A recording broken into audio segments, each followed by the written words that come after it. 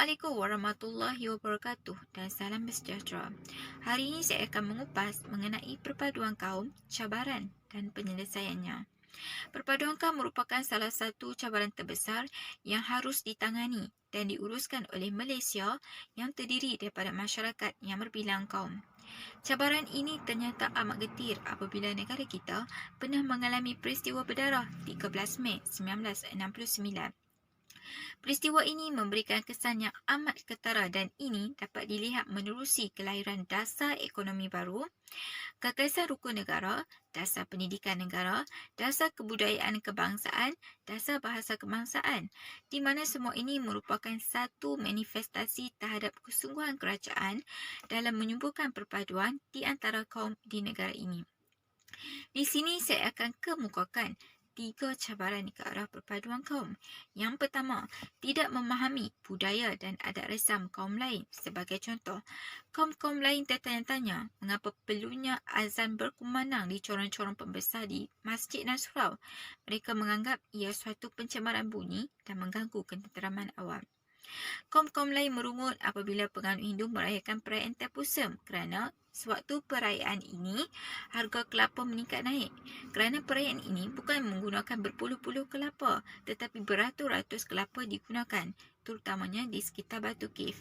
Kaum-kaum lain merungut apabila kaum Cina merayakan perayaan Qingming, di mana semasa perayaan ini mereka akan membakar ribuan wang kertas ataupun wang neraka dan juga replika yang berbentuk rumah atau kereta yang diperbuat daripada kertas yang menyumbang kepada pencemaran alam sekitar. Cabaran yang kedua adalah suasana dan politik di Malaysia yang berasaskan kaum. Tidak dapat dinafikan suasana politik di Malaysia sememangnya berasaskan kaum. Ini dapat dilihat setiap kaum ini mempunyai parti politik mereka tersendiri seperti kaum Melayu mempunyai parti UMNO yang memperjuangkan hak dan kepentingan orang Melayu. Selain daripada UMNO, orang Melayu juga menganggotai Parti Islam Semelaya ataupun PAS yang menjaga kepentingan Melayu dan juga Islam. Kaum-kaum lain seperti kaum Cina dan juga kaum India juga mempunyai parti-parti politik mereka yang tersendiri seperti MCA, MIC. Tidak dapat dinafikan juga. Terdapat juga parti-parti politik yang berbilang kaum. Contohnya seperti DAP, Parti Gerakan, PPP, Parti Keadilan Rakyat. Namun jika ditinjau dari sudut dominasi, sebenarnya parti-parti ini didominasi oleh satu-satu kaum sahaja. Sebagai contoh, DAP didominasi oleh kaum Cina. Begitu juga dengan Parti Gerakan dimonopoli oleh kaum Cina. Parti Keadilan Rakyat dimonopoli oleh kaum Melayu.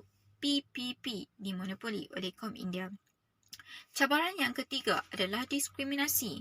Diskriminasi bukan sahaja suatu pemikiran, bahkan ia merupakan suatu tingkah laku.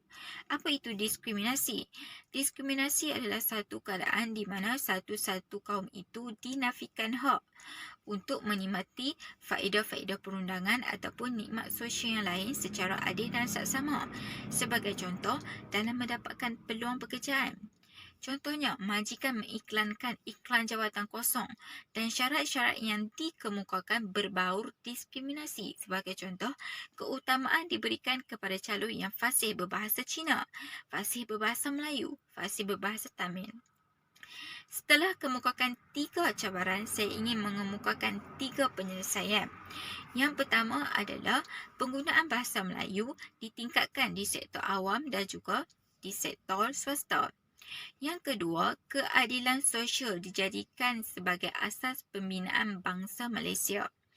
Yang ketiga adalah kerajaan, badan-badan korporat, media, badan sektor-sektor ketiga bertanggungjawab untuk menghapuskan stereotip di kalangan masyarakat berbilang bangsa di negara ini.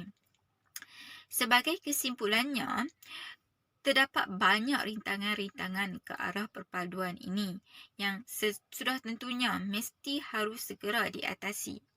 Usaha ke arah perpaduan kaum ini bukan merupakan suatu kerja yang bermusim, ia merupakan satu usaha yang berterusan. Adalah diharapkan perpaduan kaum di negara kita benar-benar menjadi seperti mana yang digambarkan dalam iklan-iklan Petronas, dalam iklan-iklan berita harian, terutamanya dalam menggapai konsep Satu Malaysia.